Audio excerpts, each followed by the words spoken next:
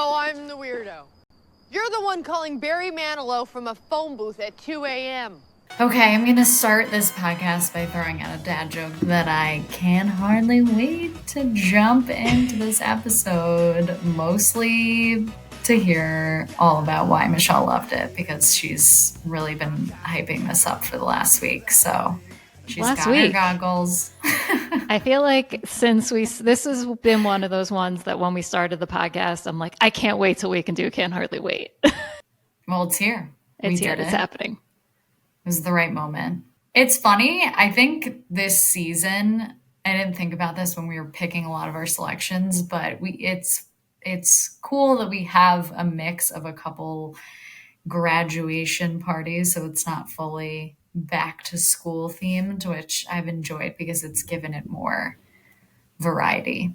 I want to hear from you if you have a first memory of this movie, because I have a feeling that you do, but you've never told it to me. So let's hear it. I went ahead and fact checked this. This movie came out on June 12th, Jimmy's birthday. Day before yours. Day before mine, 1998. So the thought that I had was that I saw this in the movies. I'm positive I saw this in the movies, and I think that I've seen this in the movies multiple times.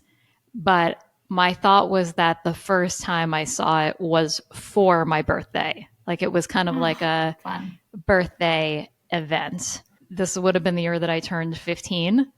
And I cannot think of a more perfect time to experience a movie like this. Very much in the same way that you and Dom were saying about when you first experienced Superbad. Totally checks out.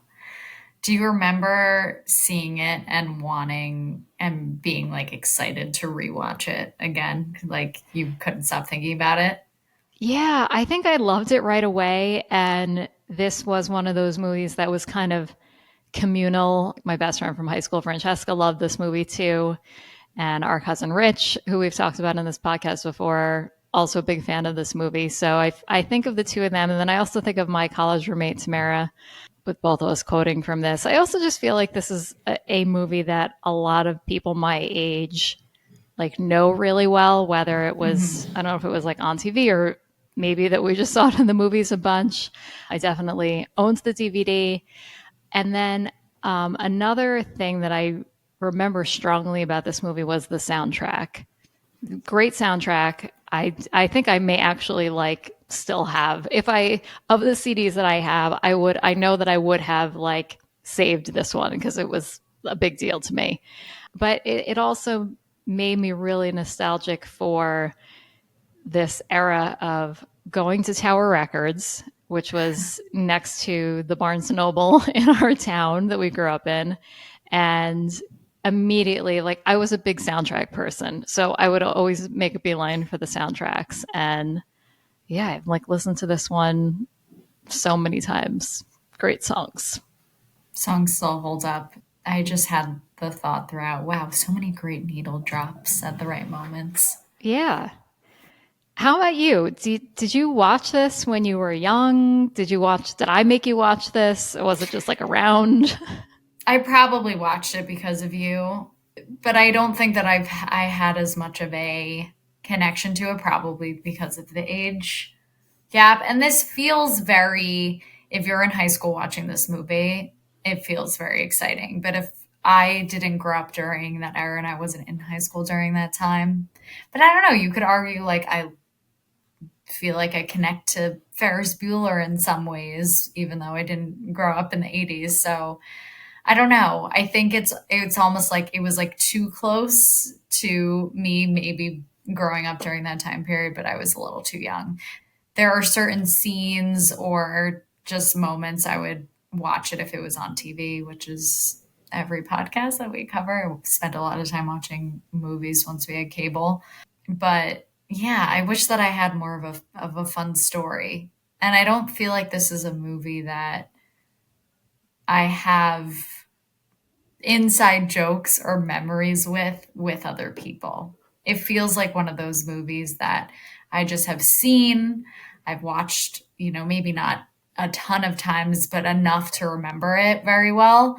And other people in my age group have seen it as well. It's not like a movie that no one has ever seen. I feel like it's important to bring up another movie in the context of this discussion. The movie American Pie, I feel like of this era, which American Pie came out a year after this. When I think about high school movies, that comes to mind as a much more popular one than this movie.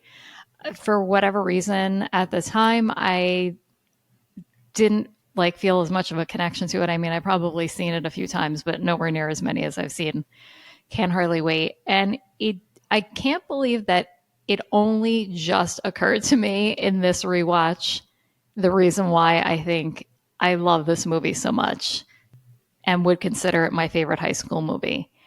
And I think it's because, especially in comparison to American Pie, this movie is extremely tame. And I thought it was interesting that reading about the rating for it, this movie, it's a PG-13 movie, that the creators actually fought to have it be a PG-13 movie. They cut a few things from it, but it sounded like the things that they cut were still not even that controversial or bad. Whereas when I think of American Pie specifically, but I'm sure other films like American Pie, I feel like there was this DVD era when they were doing everything to be this is the unrated version, XXX. We put in here are the extra scenes that you can watch, really pushing it in the other direction. So I don't know. I couldn't really find a reason why they didn't put that same application onto Can't Hardly Wait, but especially coming off of talking about Superbad and how much I think me and you, and even Dom said, as an adult, some of those kind of raunchier parts were not as fun anymore. Now that we're grown-ups, I think maybe I've just always enjoyed that aspect of Can't Hardly Wait, that I think that it's funny without having all of that in there.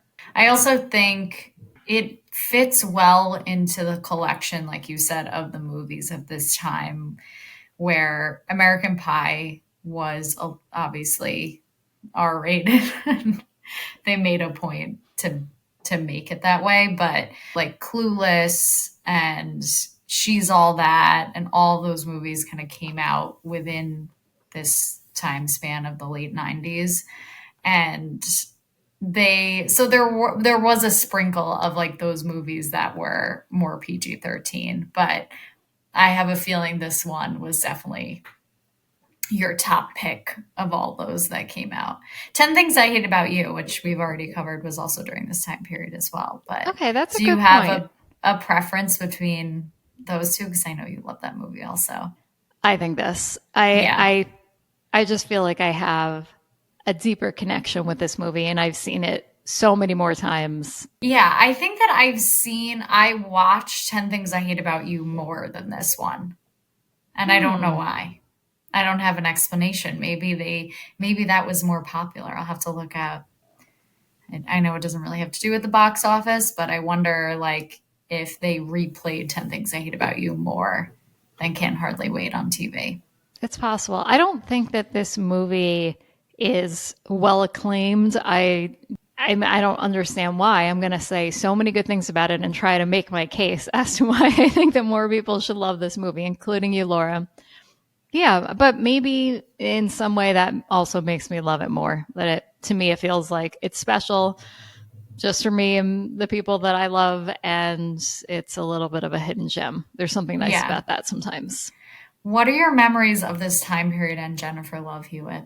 Jennifer Love Hewitt was known mostly for the show called Party of Five, which I've never seen an episode of. I'm aware of it, but so I didn't really know her from that. I did know her as an actress from Sister Act 2, and she was also on Kids Incorporated. This is really for the elder millennials reference. But yeah, I'm kind of I definitely didn't see it because she was in it. I knew who she was, but she's definitely the the name on Yeah, this movie. absolutely. So, and I think that she was a big like heartthrob of the time for Mm-hmm. all teenage guys during this time period. So, sort of along with like, Buffy the Vampire Slayer. What's her name? Sarah Michelle Gellar. Oh yeah, yeah, Yeah. yeah. The two of them were kind of Yeah. the queens of this time period for sure. Not to make myself sound like more of a dork. I mean, the audience knows this already, but I think the person that I was more excited to see in this movie was Ethan Embry Yeah. coming off of his not starring role, but supporting role in That Thing You Do. So I think that it was really fun for me to be so into That Thing You Do for so many years and then jump to this movie where he was really the star of this. Yeah. I have Laura's some got some feelings. thoughts. Good. No, this is what makes our best episodes when we have conflicting opinions. So I'm curious. So you've seen this movie a ton. When was the last time you watched it before last week? Probably over the pandemic. Okay. Yeah. So a little fresh. Is there anything this time around that really knocked your socks off?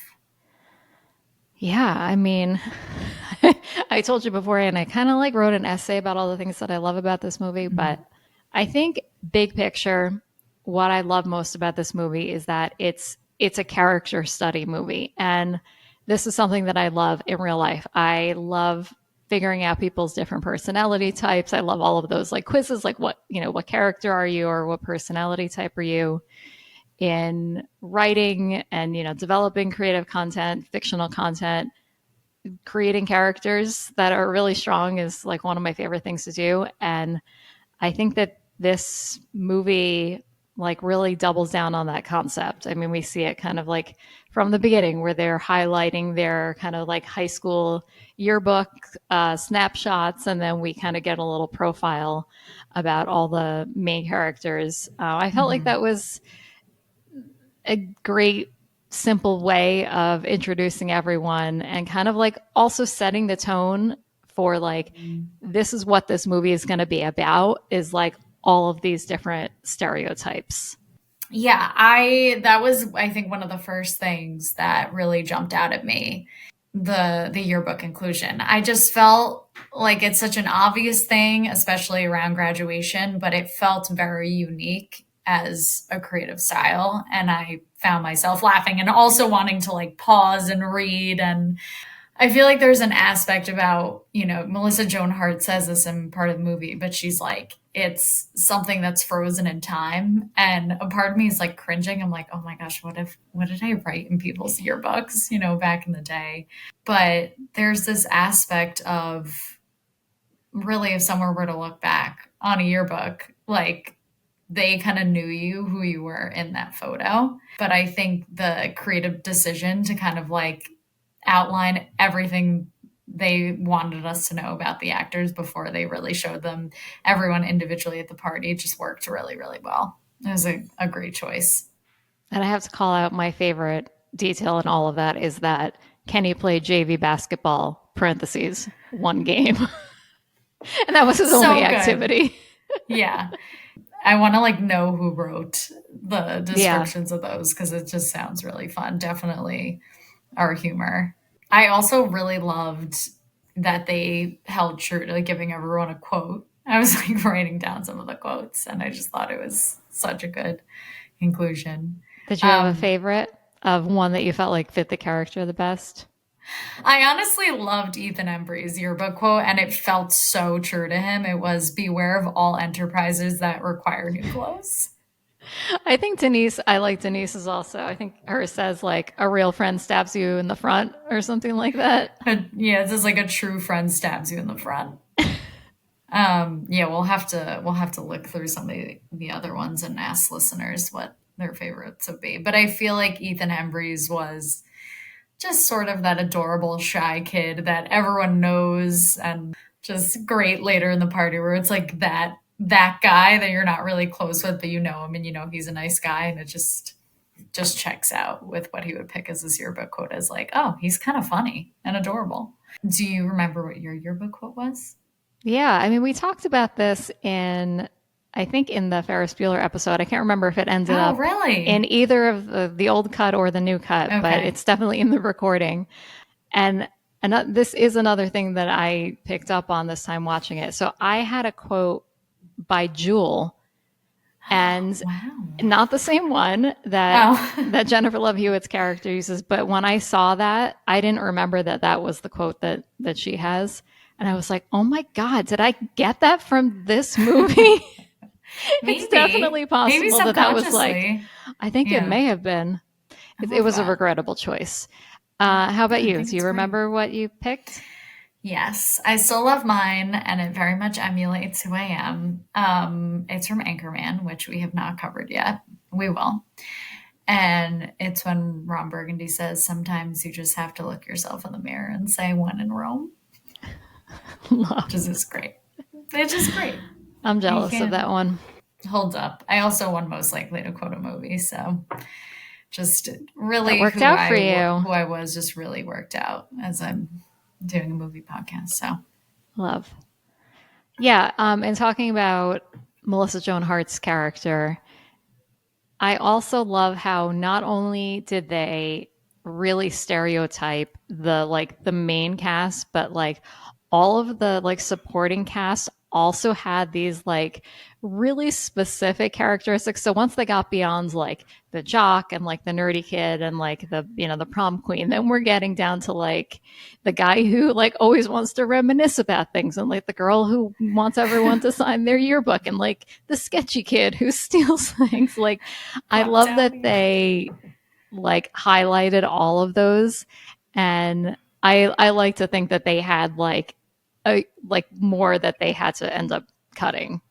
I love that when you look in the movie credits, which just ties super well back to the entire concept of them putting the yearbook together, but no one has names. Like they Mm-hmm. have, Jock 1, 2, and 3, the drummer, the klepto kid, girlfriends number 1, 2, and 3, ready to have sex girl, girl Mike hits on, stoned girl, hippie guy, girl whose party it's at, who is I always fantastic, just always so love good. that. Like as Yeah, even as like seeing it in the movies and seeing that credit, I'm like the girl whose party it is. I'm like this is brilliant. so brilliant. Not that we don't want them to have, a name identity, but it makes it so much funnier. It works. It works for It really this. works out. I'm curious what your thoughts were on just casting choices in general. Like I know we talked a little bit about Jennifer Love Hewitt, and this podcast very well knows that you love Ethan Embry already. But what about some of the other characters? Yeah. I guess just to say one more thing about Ethan Embry, I don't. I think I liked his character a lot more than the actor per se. Something else I learned about in researching for this episode is that he's quoted as saying that he was like stoned the entire time that they filmed this movie. And I'm I like, know. that Yeah. checks out. I very much get that because he seems a little like not fully present. I don't know that it doesn't like not work with the character, but it also like doesn't completely work for me. It just seems like he didn't put any effort into this role, which is Yeah, fine. Maybe it like which is works. fine. I felt like you kind of were touching on this earlier. I thought it was a smart choice to make the lead character of this be this guy who's kind of like you said, he's like a nice guy. It seems like everyone like knows him. Like everyone's like saying hi to him, but he's not popular, but he's not William. He's not like a nerd. He's just kind of like the guy that like maybe you kind of like forget about, but then when you see them, you're like, oh yeah, like that's a nice guy. Like a Very very like kind of reliable. like a neutral character as our like representative to like go into this party. And I also felt like it would have been really easy to like to have this premise where this guy is going to tell the popular girl that he's always been in love with her. Like immediately my mind goes to like, oh, it's going to be like the nerdy guy. Like, and I felt like it would have been really easy to kind of like make William be that person. So I liked this choice to make Preston be very neutral. Yeah. I liked the drama of making it very over the top of like, he fell in love with her the minute he saw her, and it's just such a quintessential thing of like, we have one thing in common. We both like Pop-Tarts. It felt really true to high school, really fishing for things that you can connect with someone on. Yeah. How about you? What characters stood out to you most, or what actors stood out to you most? I thought William was really great. He had a lot of range in this movie. I think that I liked the nerd storyline. I just thought it was really funny and clever. And maybe it was because I've seen this movie before, but the minute that he's like, I'm gonna monitor my drinking, I was like, okay, I know what's gonna happen here. We talked a lot about this in our super bad release, but having the merging of the different groups in high school is always one of my favorite things. So I really loved the Mike William friendship that merged by the end of the party. I just thought that was so fun. They didn't have to do that, but it just made it so much better. As like over the top he is, I really was surprised by enjoying the scenes that he was in. Like, I would have taken 20 more minutes of William and like 30 minutes less of Jennifer Love Hewitt if I had the option. Yeah, I really like that. Again, like simple concept, but like let's take the nerdy kid who's never been to a party before and like let him loose. Like what would happen? Yeah. And I Really love loose. how everyone like embraced him.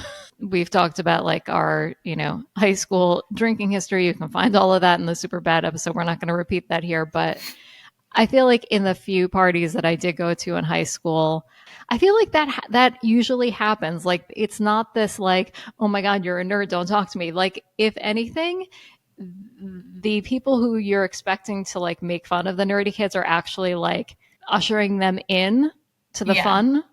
Do you feel Yeah. like that's what you've seen as well, like in real Yeah. life? And I also think with, we don't know what social stature the girl whose party it is, where she falls, but it was always that way in high school, where it was whoever was having the party was having the party. Everyone showed up. So all of those groups kind of fell out the window the minute that someone knew that there was drinking without parents going on there. All right. Speaking of the girl whose party it was, Laura, I'm curious if you remember the one big party that we had at our house, at least when I was living at home, was when I was a senior in high school, and we had the school play, like the cast party at our house, which in reflecting on, I know why mom and dad let us host it, and it was because our kitchen was under construction and they were like, no one can mess the house up anyway, like sure, let's do it. But I'm like, I would never say yes to something like that as a parent. Do you remember that? Oh, you were yeah. definitely there, right? Mm-hmm. I remember the whole thing. As you were saying this, I was trying to think if we had brought it up on another podcast episode, but I think in a way they also did it. Not that you were not rebellious. I feel like as a senior and going to parties, but also mom and dad as the oldest child just were so strict. But I think that they knew you wouldn't be drinking if it was at the house. It was the they theater had kids. Control. But the theater kids were probably drinking during that time period. I don't. Yeah, no, not that they didn't were. drink, but I don't. Yeah. I don't remember at any cast party that I've been to that there was drinking, and if they were, they kept it like under wraps. I mean, I feel like it was a pretty like respectable. Yeah. No, bunch. I have very clear memories. I have no idea who I was with, but there was like a guy friend was like, yeah, like Laura, like you want to come and like hang out with everyone, and like brought me into, and I went into the basement, and there was like the lights were off, and there was like I remember that, like a disco thing, and people were like getting frisky, and I was like, I'm like in first grade. I should probably not be down here. No, you must have been 8 or 9. Yeah, right? no. Yeah. But yeah, I have but still not appropriate. Very clear memories. And I remember being like, oh my God, I can't believe I'm up awake at 2 a.m. Anyway, so that came to mind as I was watching this. Do you want to move on to talking about Kenny? Sure. All right. So I think that he wins this movie. I know that he kind of has the most to work with, but I think that both Seth Green, the actor, and this character are fantastic. I mean, obviously, really funny. He gets a lot of the comedy, he gets a lot of the physical comedy. But I also think that everything in my mind that the writers were trying to do with this movie is strongest in the Kenny Denise storyline. I think Yeah. that they were trying to get across, like, for better or for worse, for kids who, like us, me and you, Laura, who were with the same group of kids, like from kindergarten to senior year, we like kind of know each other really well. And I think that you come to this point, like either whether it happens in middle school or in high school, where kids just kind of like break into these silos and start to pretend like they don't know each other and stop talking to each other. So I loved this story that they wrote about Denise and Kenny, and it comes out that they were, close when they were little, and then kind of learn like what broke them apart. But then seeing like how when you have such a history with someone, like how easy it is to like be comfortable with them and like slip right back into what you had before, or at least a variation of it. So I enjoyed the Denise and Kenny storyline more than just like the individual Kenny moments, because like you said, there's like complexity to them, that they start off as these, very distinct characters. We think that we know them, and then we kind of see them shedding. And I love the concept of them being locked in the bathroom the whole time. It kind of makes it feel more chaotic in a way, and really makes them like sit down and have this heart to heart that they is probably very long overdue. And I felt that they had really good like on screen chemistry. Maybe more in like the friend category, but it really worked. They could have made it like a Denise and Ethan Embry storyline, where they mention, oh, we dated for a month when we were in 8th grade, and they, because there are moments in the beginning where I had curiosity, oh, is she jealous that he's into another girl, or is this coming from more of a caring perspective as his best friend, that he knows that he's kind of setting himself up for failure? And then they do this 180 where it's actually someone completely different that you didn't think that she would end up being stuck in a bathroom with for the whole party. And on his end, I think it could have easily just been, oh my, this over the top character. He finally gets to sleep with a girl and it goes completely wrong. And I think having that storyline is critical to the movie. yeah, I thought that the like those conversations that they had in the bathroom were so good, and their, like you said, their chemistry in performing those scenes were really strong. I especially love like kind of like seeing Kenny like come undone, like when she's like calls him out and says that she knows that he wrote like Denise Fleming as a tampon on my locker, and then he's like kind of admits to her like, no, actually, like I told someone to do it, but he said, but I felt really bad after. Like, and Yes. you know that like he sincerely does feel really bad, and I love that kind of coupled with the little story that she tells about him like crying because he took the head off one of her dolls or something when they were little. Yeah. So we're kind of like seeing these patterns of him, kind of still being this like just the complete opposite of what he's trying to put out to the world as to who he is. Yeah. And I think for her too, because there's this point in the movie where she's so allergic to the idea of being around the world and people. And she has someone come up to her at the party, ask if she's in the same class as her, which is really mean. And she feels very upset in that moment, which I think makes her a little bit maybe more vulnerable when she does end up meeting up with Kenny. But she also becomes undone. You see that she does have this open side of her, and she holds memories and is nostalgic in a way. I like that they end up ending with Preston going to college, and she they get that tender moment before he leaves, and it's a very platonic friend thing, but you can see that she's emotional and she really values their friendship in a way. So I think that we get both sides of Denise as well. There's a couple other things that I just want to point out that I liked. Things that are going on in the background while other things are going on. So I'm just going to name a few. There's one point where a kid is making a bracelet in the kitchen. He has lanyard, and we have no explanation for why this is going on. Maybe it's a graduation gift to his class. Absolutely loved it. There is someone with a pool skimmer collecting beer cans. There's people doing flips on the front lawn, and there's just crazy things going on in the background of the party. And I didn't look this up, but I just was thinking it would have been, how many extras did they have to select for this movie, and how did they cast those people? Because they were fantastic. Honestly, the extras, I would give them an Oscar over some of the leads in this movie. They were just so funny.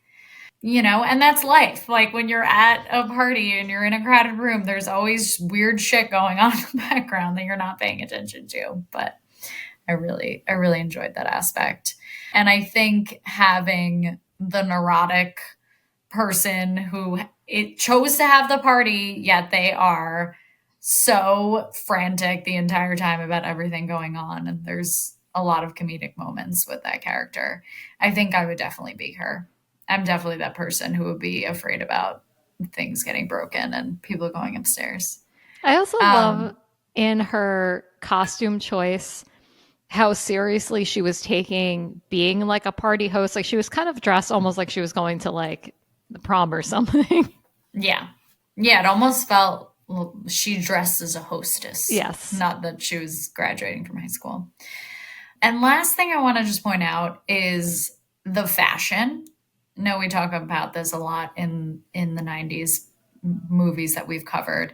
But we are at a really interesting time right now in fashion in 2024 that all of the styles from different decades have come back. And I was just cracking up looking at everyone's outfits and thinking, oh, wow, everyone wears this now, especially in LA. There's no rules. You can just wear any decade you want and it makes sense, but does not make sense at the same time. From the girlfriends, what they're wearing, to Mike has the most just normal white cis male outfit on that I've ever seen in my life, to Jennifer Love Hewitt, which is kind of this like sexy, like young girl outfit. And then the band and like the band t-shirts, like t-shirts are having a comeback with cool graphic tees.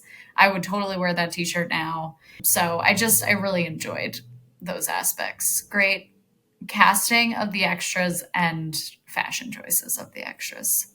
100%. I know that this was like the extreme of the costumes, but I mean, Kenny alone is hysterical, but like his two friends, the one with like the giant like chain and the combination lock, I was like crying laughing when he came on the screen.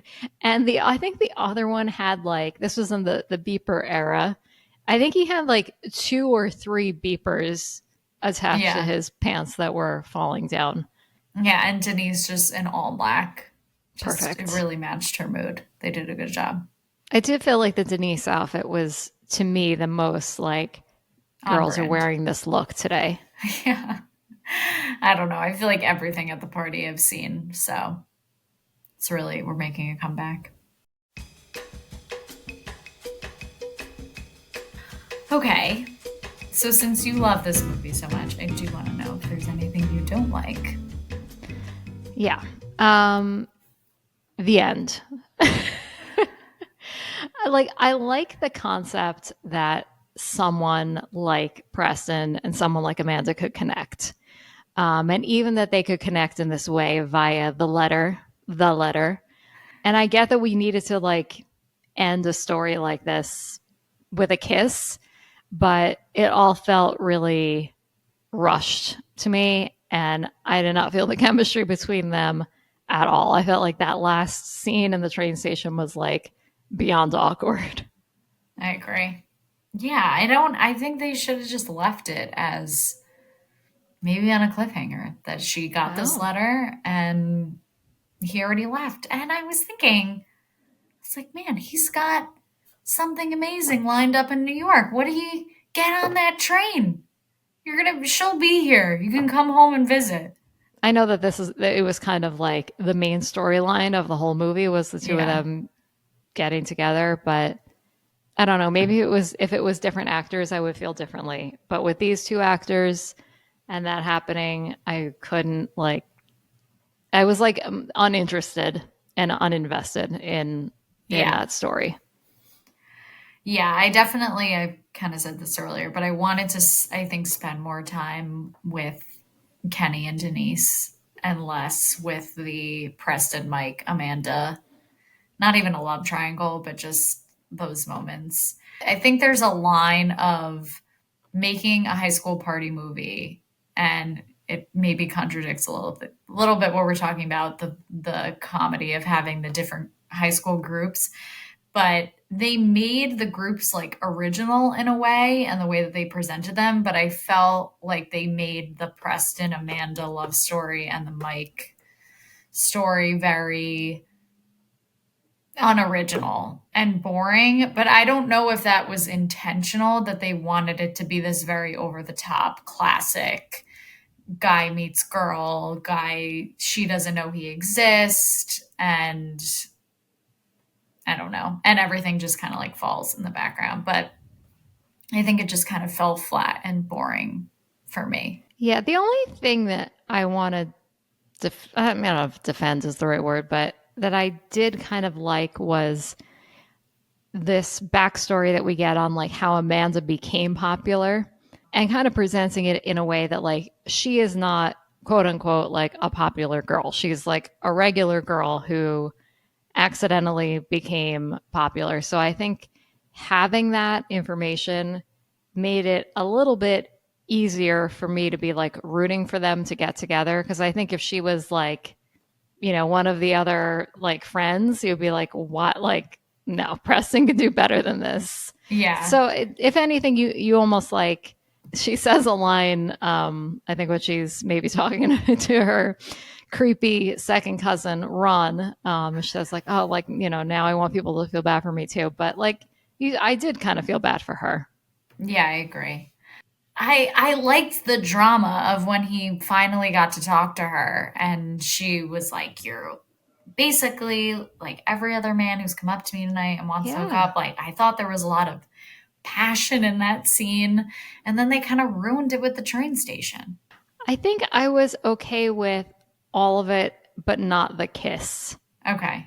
I think the kiss felt like forced. Like, we have to have a kiss to end this movie. I thought it could have just ended with like her recognizing that she got the letter and that like, let's talk. But and even the little bit about like I can catch another train, like all of that, but like having that immediate kiss to me felt, I don't know. Yeah. They had to have a lot of drama and emotion to like go for that there. Yeah. Or maybe even she saw him at the diner and they got breakfast together and then he's like, but my train is leaving. Yeah, I would have liked that. We love a diner "Ah, scene. Well, I'll walk you to the train so I can say my goodbye. And then it just leaves with them walking to the train station. And then they give that after information that they write to each other and they're still dating. Just fine. Yeah. A little unrealistic, but it'll do.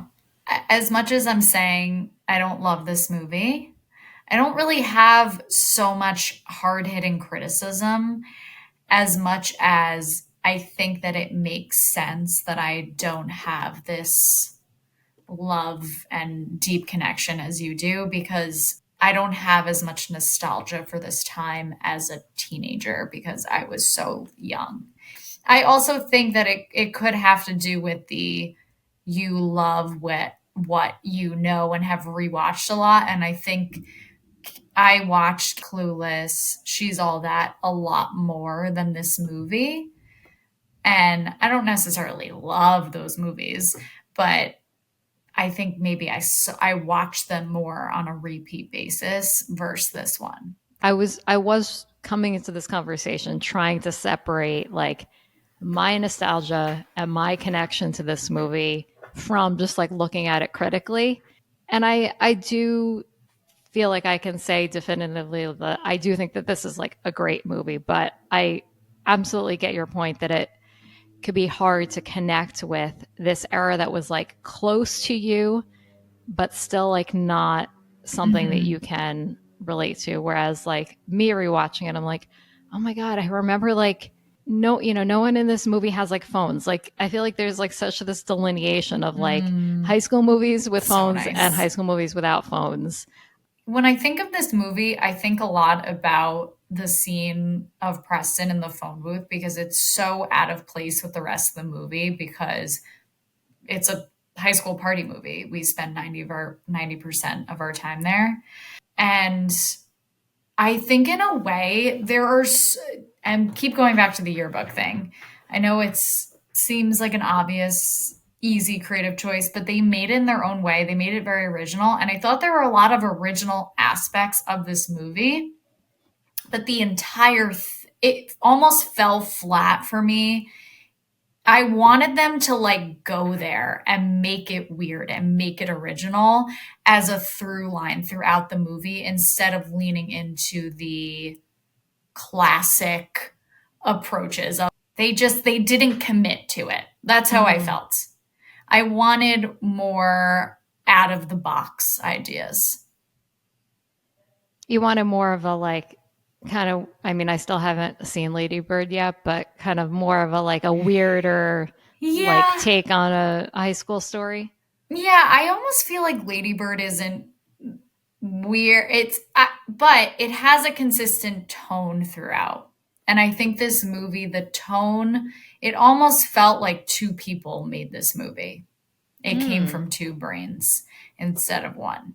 Like it was one person who was like, I know the formula to make a high school party movie. And then it was someone else who was like, I'm going to shake things up and do things a little weird. And Preston's going to have a discussion with a stripper in an angel costume and call Barry Manilow. Like that is so weird and not something that you would see in a high school movie, you know? So I think I just wanted more of that. I wanted it to be weird and out of the box. And they like kind of kept going back to the formula that everyone knows and is easy. Yeah, definitely all the like weird details stuff are my favorite. Like I know you Yeah. briefly touched on it, but the whole like dynamic with the band, I love all of those actors. I love like before they even like start playing, each does like the 1, 2, 3, 4 with the drumsticks, and they like immediately fall apart because they get into this fight over whether or not it's cool to wear the T-shirt of the bands you're in a Yes, concert. that's so funny and so original. And like the cowboy hat and the weird costume discussion, it could have just easily been like a hot boy band that the girls are fawning over, but it's just kind of this weird eclectic group. I thought that the nerd storyline was, again, very original. Like it's usually the nerds aren't trying to get back at the popular kids because they're nervous. I also kind of liked the discussion, even though maybe it is classic in the way, but of Mike trying to get the rest of the guys to be like, we're gonna dump our girlfriends. And I like that they all just kind of were like, no, I can't. Sorry, I really want to have sex for the rest of the summer. And I want to go. I'll have to look this up, but they were talking about a concert that's The Pearl playing. Jam concert, Yeah, the yeah. Pearl Jam concert. Like, that feels very original. And I think again, moments that we have with Amanda, even where she's like, I agree with you making it that she wasn't always a cool girl, but they were just like boring and they felt kind of thrown in there and and disconnected from the rest of the movie. So it's like they got 70% to the finish line, but like 70% throughout the movie in different areas where I was like, oh, they almost got it. Oh no, wait, now this is weird, and it's kind of backtracking. I'd love to see this creative team come up with like a series version of the, like take another stab at this, but like you can have the runway of like using a whole like a series instead of a movie if you need more time to execute your story. And I think also just today there is a lot more wiggle room in creativity or openness in creativity now that we've moved to so many streaming platforms. I love the show How I Met Your Mother, and I'm always saying to Jimmy, I'm like, I wish that these guys could have had the chance to like do this show today, because they were bound to these like network things about, you know, having like Britney Spears in an episode, and like having it, you have to have 24 episodes of like a half hour each. You could see so many like thoughtful details in what they were trying to do with that show that I don't feel like it like they completely got to do it the way that they wanted to. Yeah, and I think that's such a good point. I haven't watched that show all the way through. I've kind of seen episodes here and there, but I think for this, like you said, it felt like certain creative decisions, which I know is just inherent when anyone's making a movie, but it felt like the ideas and weirdness was there, but someone was like, but it doesn't make sense, and we need to have the normal bones of what a script structure looks like. So at times it felt like I was reading Save the Cat. I was like, okay, this is great, but this isn't that movie. It's not. They're doing things differently. So commit. Well said. End scene. Okay, let's get into some fun. Do you have a favorite line and a favorite scene, or do you have multiple? I think that my favorite scene has to be when Kenny is prepping in the bathroom with his love kit. I think it's great physical comedy. It's great pairing with that song Tricky by Run DMC. But I also like conceptually love this contradiction that someone is who's trying so hard to be like gangster, like feels the need to be so thorough in his preparations for this event. Yeah, I know. I loved the concept of a love kit. So good. He had so much stuff in there. And I love when he's like, he has this moment, like, you know, he's really struggling through a lot of things. Like, you know, he's dropping things, he's spilling things. But then he gets this one moment where he's kind of like he hits like the right spot. And he's like, oh, like this could work. I could do this. Yeah. Great physical comedy from him. Yes. You could take the goggles off. I know, but I'm going to have a big mark. That's okay. It makes it funnier. It's very Kenny. Okay. Audience who's watching this on YouTube, I have to take my goggles off and I'm going to have big marks on my head, but it's the only goggles I could find were like a child's size. I can't see anything, so I don't know what those goggles were. Don't mind me.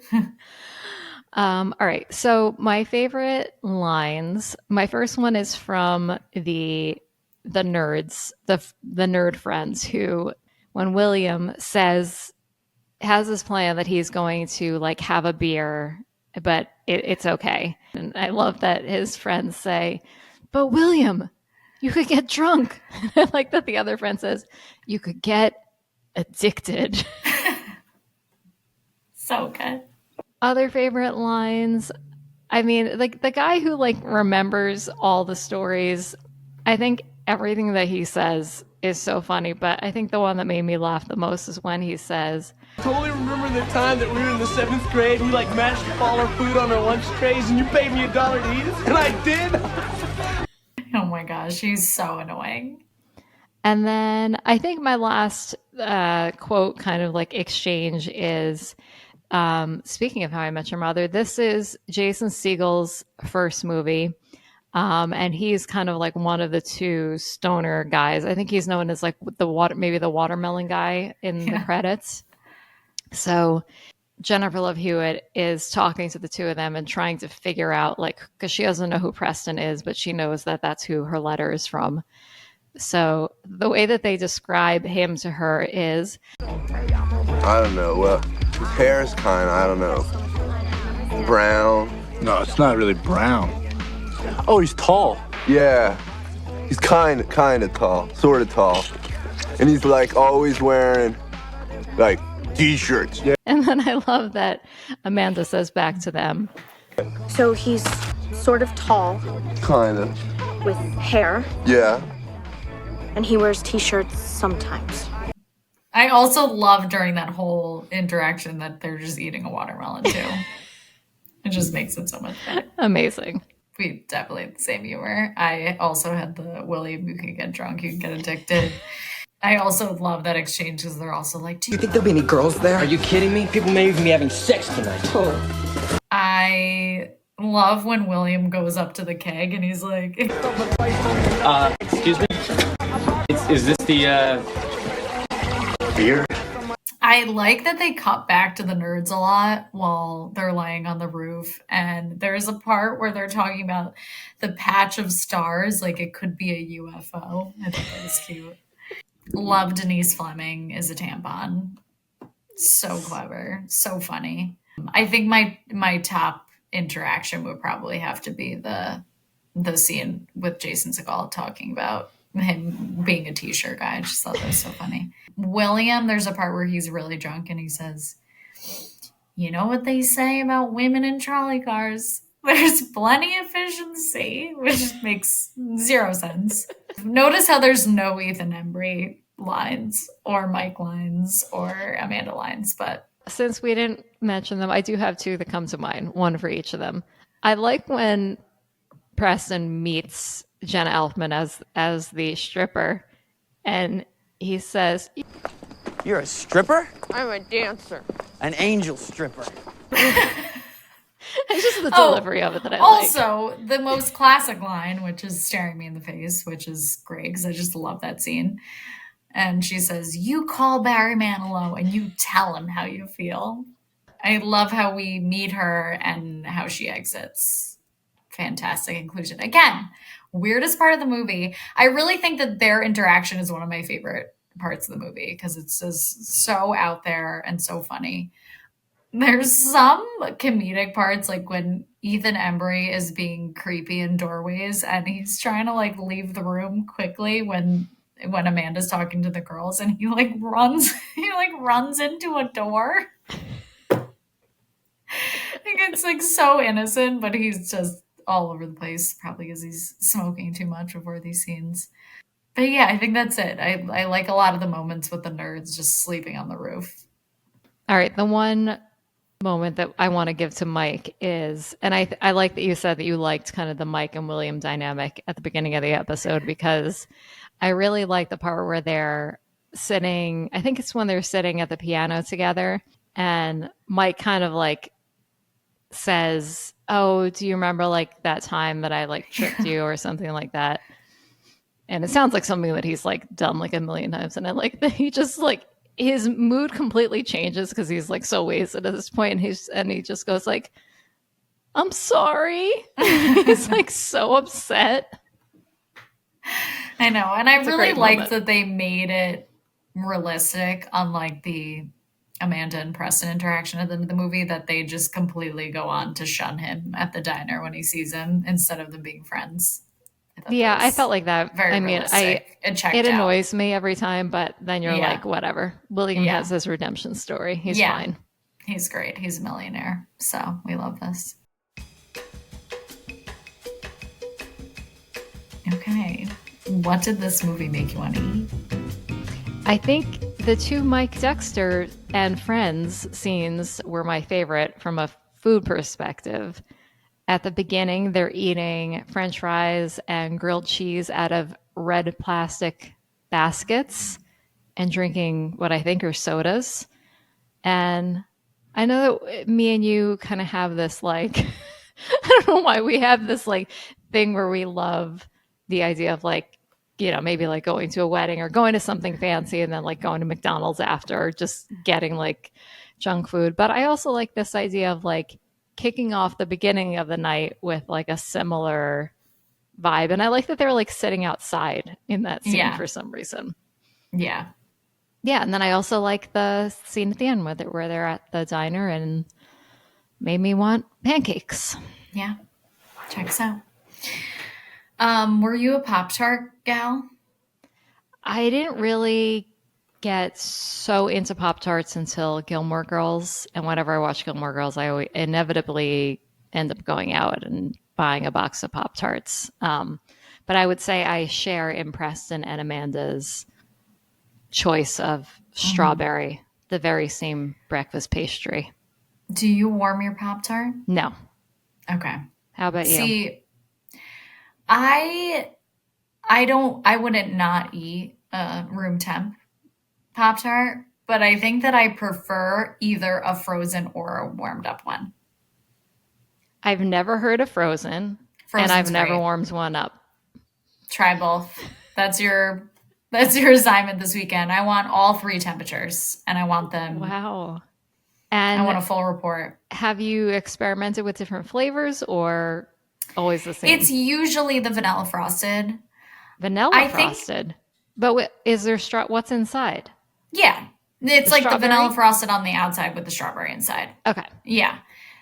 I think I usually would eat the s'mores one by default if it was like, because it was the only thing that was like available for some reason, but would not be my first choice. I think that I would definitely go with the strawberry. It's such a classic. The blueberry is good though. There Oh, is a I've never blueberry had- one, I right? think I could see there being a blueberry. Yeah.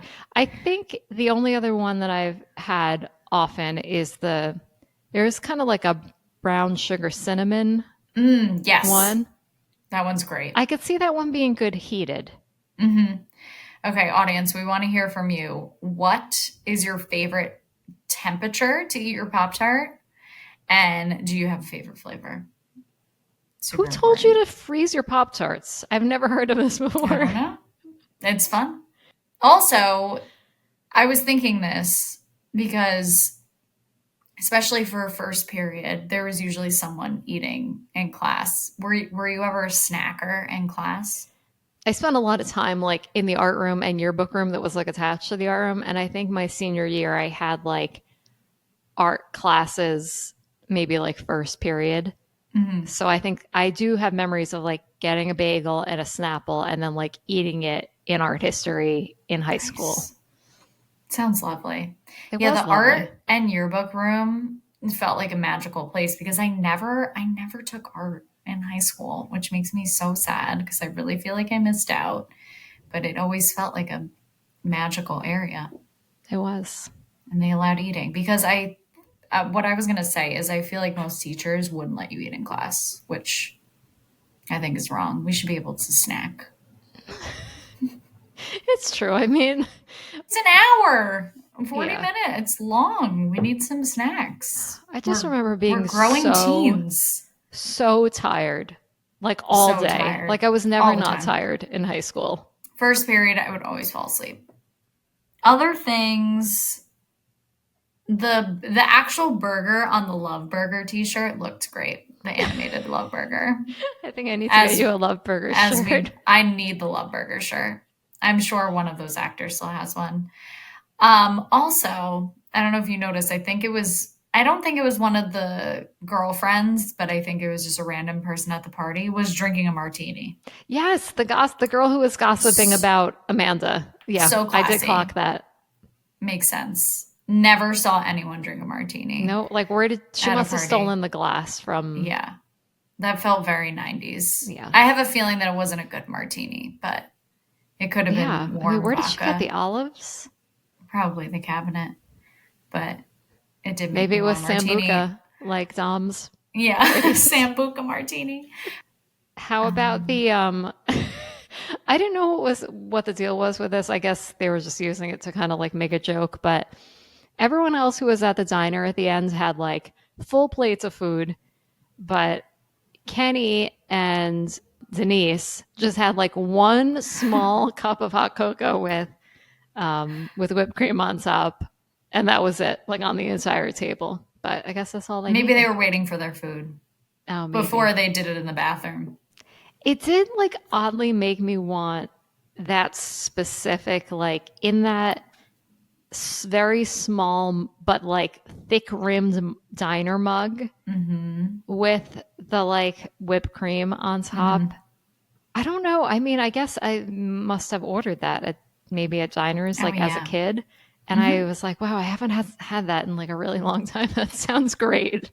Winter is upon us. The next time we see each other, it's December. So hot chocolate is on the horizon. I agree. It's a very good diner order. I used to order chocolate milk a lot, but I've had it recently as an adult. Do not recommend. It's not great unless they're making the hot chocolate or the chocolate milk from scratch, which would just be regular milk with mixed in powder instead of like the jug. Important. Maybe I need to segment. My milk segment sponsored by Big Milk. I think that I need to invent the perfect chocolate milk. It's my assignment. Are you going to make it like you would make a hot chocolate, but then make it cold? Maybe. Yeah, I think I would melt down some chocolate, put some sugar, and get a really good milk. Not oat milk. An expensive milk. Not oat milk. Whole milk. No 2%. And like from an expensive dairy farm in California. And I'm going to bottle it and start a new chocolate milk company. We deserve it. Keep us in a posted. sea of oat milks, be a chocolate milk. I think that we should have our dinner party this week at the diner. Okay. I don't know if we've done a diner, and there's only one diner scene in this movie. It really should be at the girl whose party hosted the party. There's like no service for eating there. There's really nowhere to do it. I think the only place I can think of is the stage when the band debands, but then they get back together at the end. So I don't really There's feel so like much it was clutter. A long fight. There's no room. Yeah. And we don't want to do it in the bathroom because there's no Kenny's toilet paper love left. kit is everywhere. Oh, that's in the downstairs bathroom. There's no toilet paper left. Yeah, and there's no room in the phone booth. There's nowhere but the diner. Okay. It's the only real place that has food. And for listeners who are fans of diners like we are, we did do a dinner party in a Cinderella Story episode. I will link to that below. I didn't remember this. I mean, how could we not? It's just so good.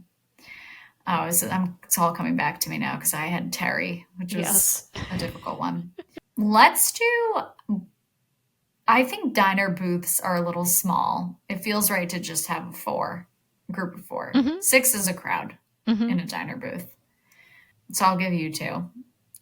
I'm going to give you the guy with the watermelon, Jason Segel. Okay. And the klepto kid.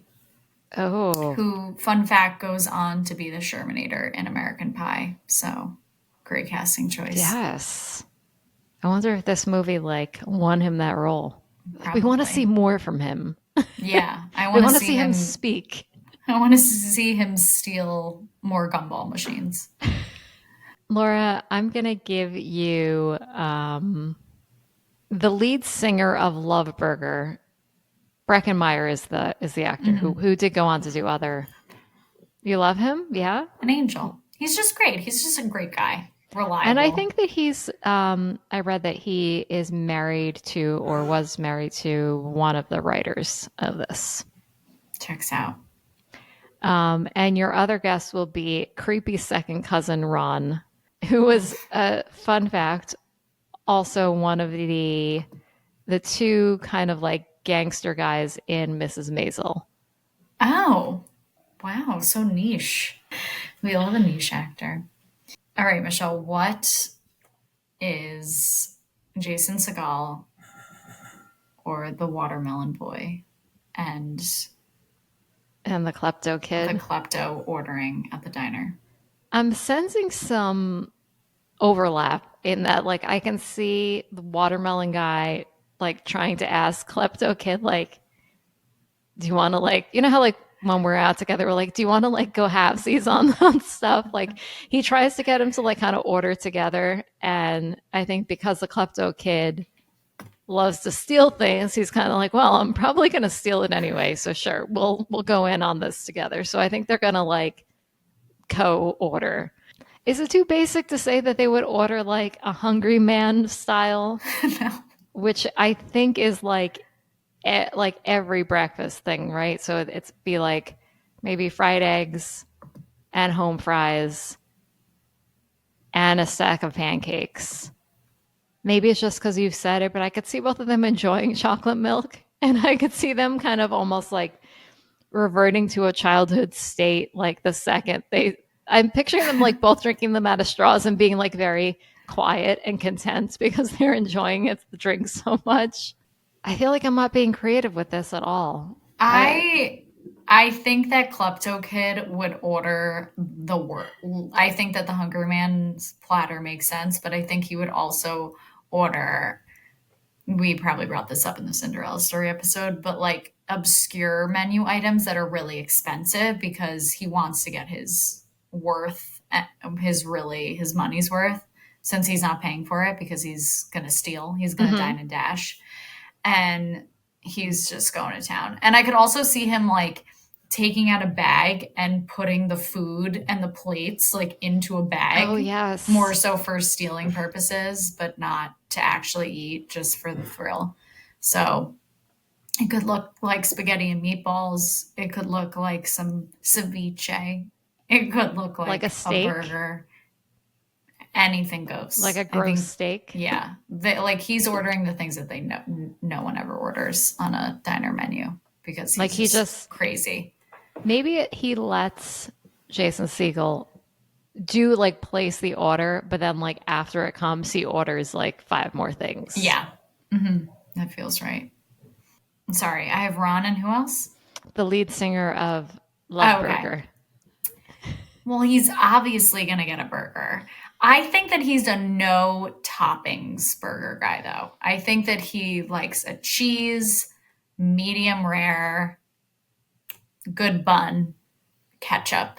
He's not a toppings guy, but he needs it because he really wears the Love Burger armor and he loves burgers. So it just checks out.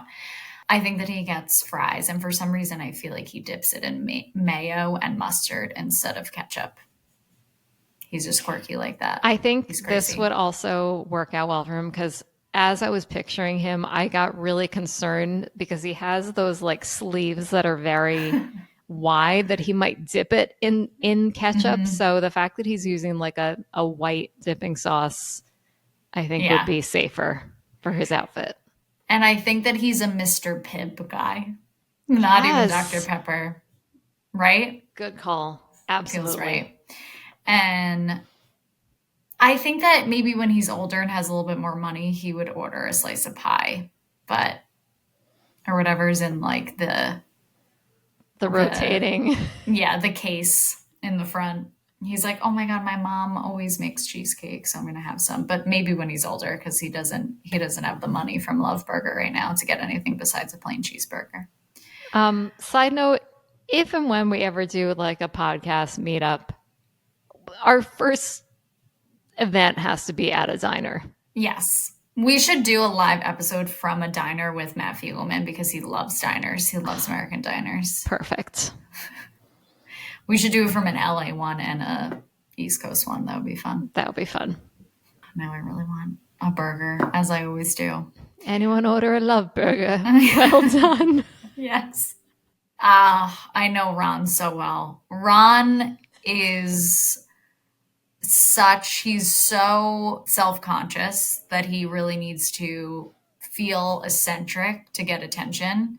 I think he's ordering like a glass of wine with his fake ID. He's like, everyone else is just having their chocolate milk, but he's like, I'm having alcohol. And he may even have like a Chianti and be throwing out, wine terms that high school students wouldn't know. And I think he might be getting, again, something like on the dinner section of the menu. Like I could see him, I don't know why, ordering like a beef stroganoff with like extra sides. And I think that his mom like gives him a lot of money when he like goes out to eat. So he doesn't have to worry about the cost, you know? And he's also like drinking out of a flask because he's just trying to be cool and like get drunk before the party, before he hits on his second cousin. I could also see him like ordering milkshake just to top it off at the end of the meal, but it's not as fancy. But he's maybe trying to like fit in with the group once he sees what everyone else is ordering. He realizes he shot too far. Now he needs to like reel it back in. Like maybe someone else very was dinery. Maybe someone else was at the table first that he was trying to impress a girl, but she got creepy by the entire situation. So creeped out, so she had to leave. I like Great this. dinner party. Are you ready for this or that? I've never been more ready. Oh, same. This is the most prepared I've been all season. I have 6. How many do you have? I have 5. Okay, perfect. We're going to make him 11 because there's not? no rules on this podcast. So, all right. What group would you rather be stuck with at the party? The Jocks, the Kenny Fishers, or the Nerds? Oh, these are all awful.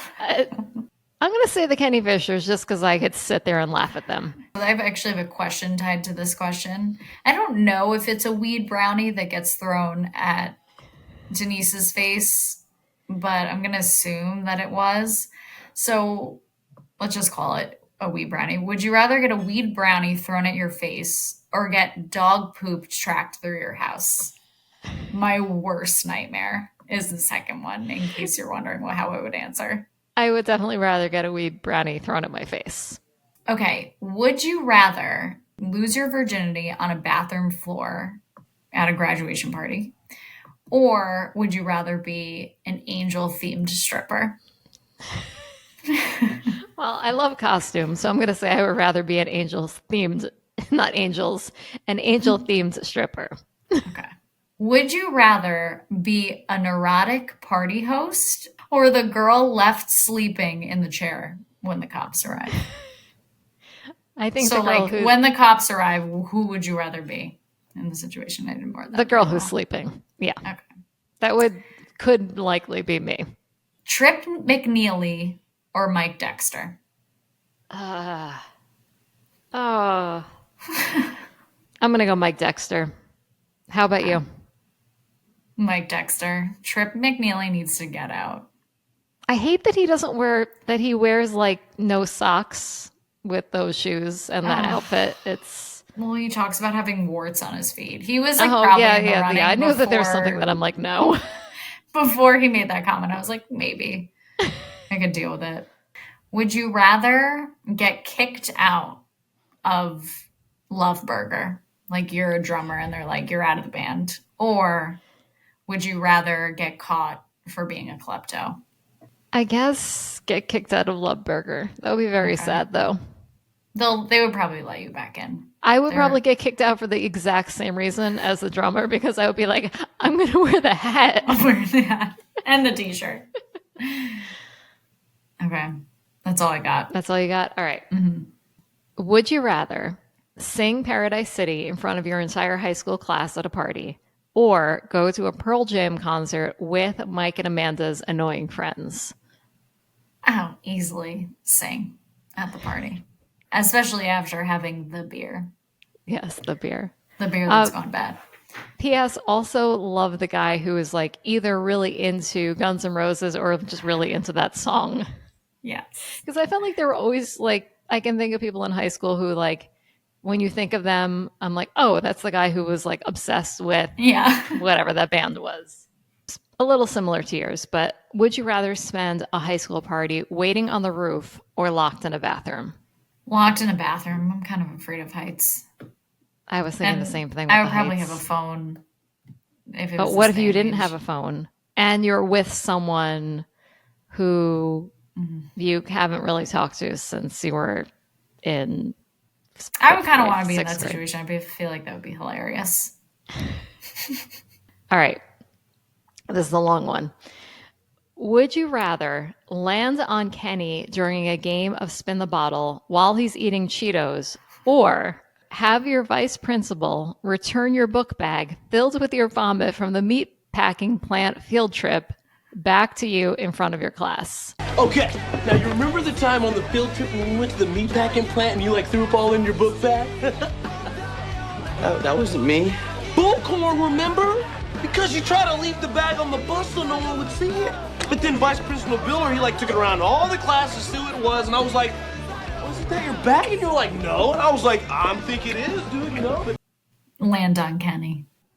And I also love the specificity that they went on a class trip to a meat packing plant. Yes.